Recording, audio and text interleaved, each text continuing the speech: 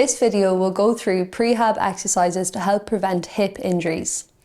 Common hip injuries include hip flexor strains, which are a group of muscles at the front of your hip bursitis, and labral tears.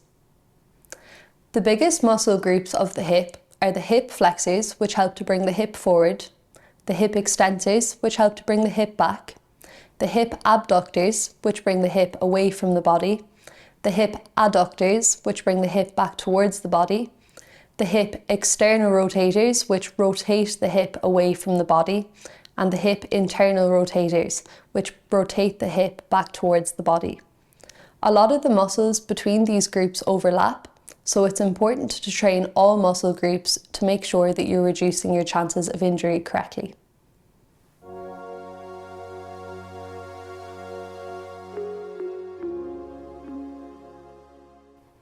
This next exercise is the single leg glute bridge, so only progress onto this if you're very comfortable with the double leg glute bridge.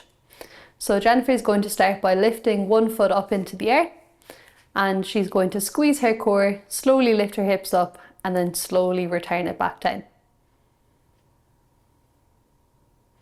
If you wanted to make this exercise more difficult, you can put the foot on the floor out further, or to make it easier, you can bend your knee back in towards you.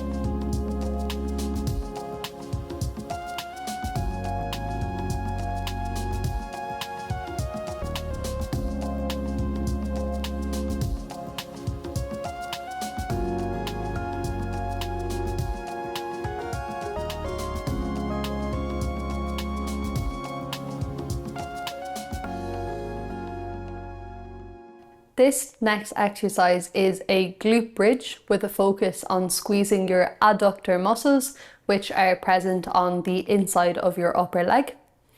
And these are great in helping to prevent adductor related strains or injuries. So what Jennifer is going to do, she's just going to place this in between her legs, but you can use a pillow or something similar. She's going to squeeze her core and then slowly lift her hips up into the air, aiming to squeeze this as hard as she can and then return it to the floor.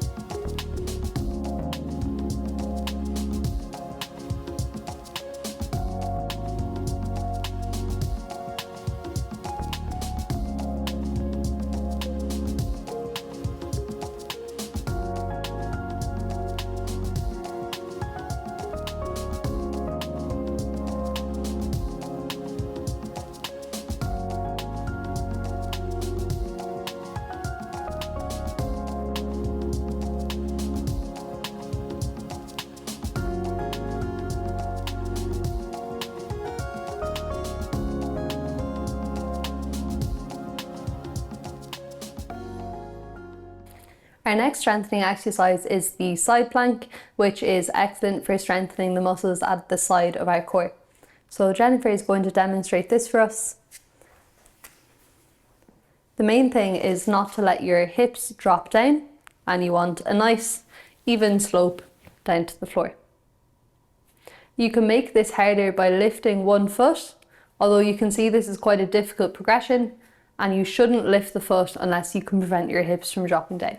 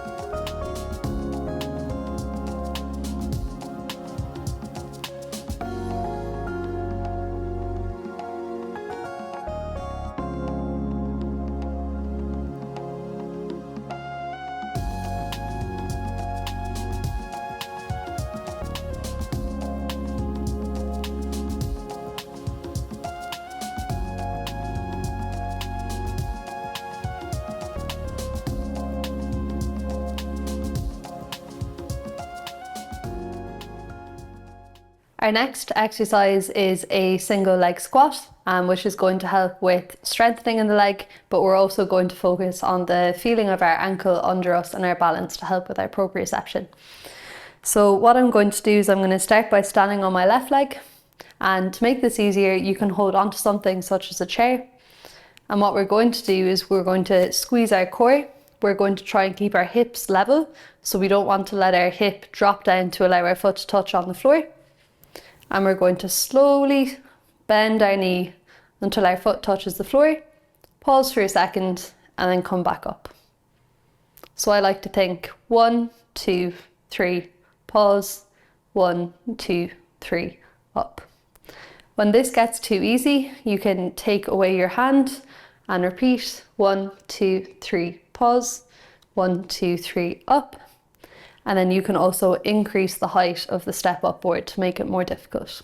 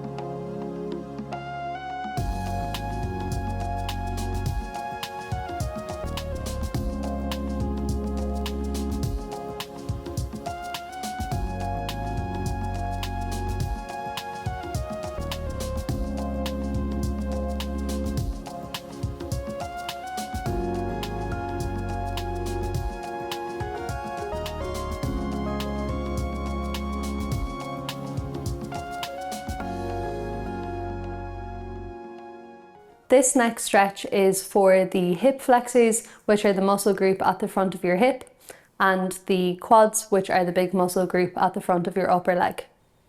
If you want to make this stretch harder, then you can elevate or bend the back leg. So you can use something like a chair, or you can use a box if you're at the gym. So you can see here I have my back foot elevated on a chair, and I'm just going to go straight back into the same stretch. So again, I'm feeling more of a stretch now because I have my back foot elevated on something.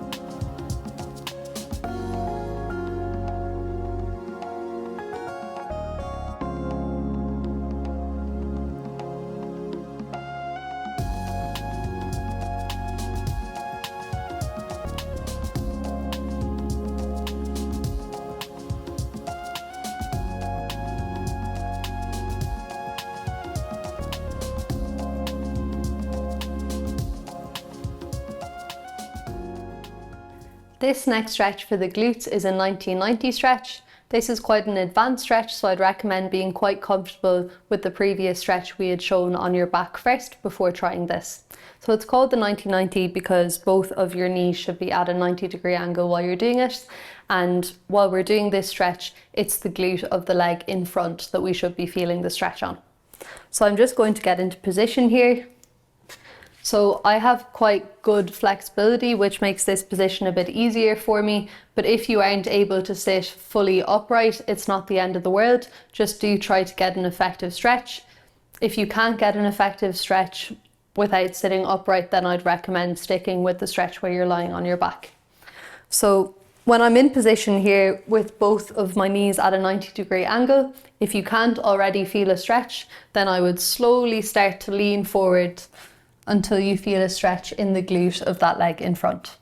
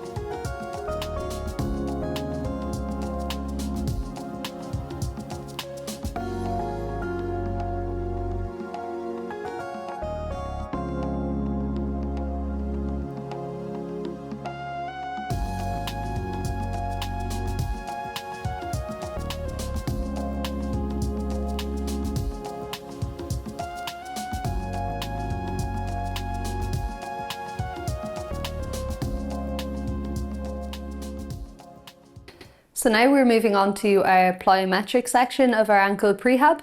So we're going to start off with a skater jump. We're just going to run through the theory of this quickly first. So when you're doing a skater jump, you want to be jumping sideways, and you're going to have the side that you're jumping to being off the floor first.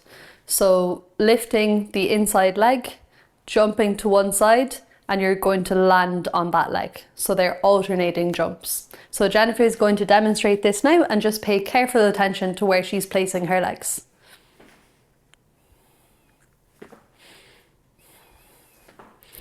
And obviously, depending on your space and your ability, you can make these longer as well to have better effects.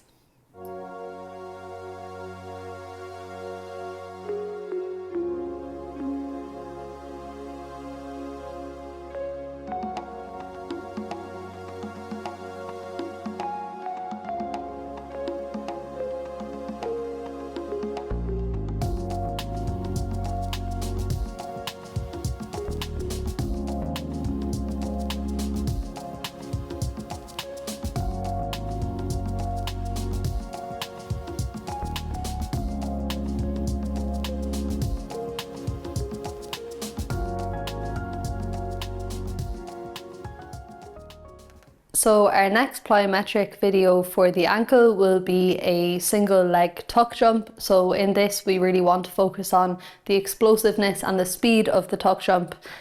We are doing this on one leg. So Jennifer is going to demonstrate here. Start by standing on one leg, and when we lift off the floor, we're aiming to lift up that standing knee as much as we can. So we're really focusing on the speed and the explosiveness of the movement, as well as making sure that we're landing in a nice controlled manner.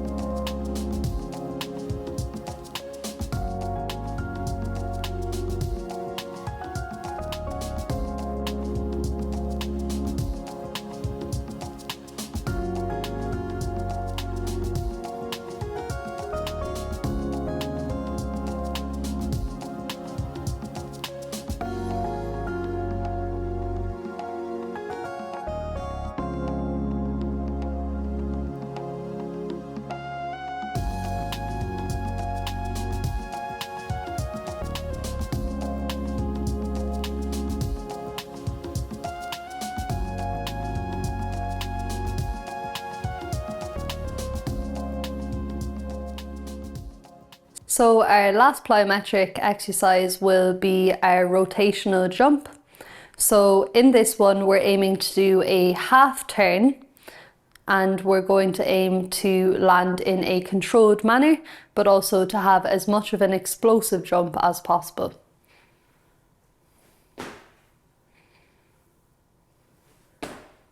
Brilliant. So in this, we're really focusing on the height and the speed, as well as making sure that we're landing in a controlled manner by bending our knees.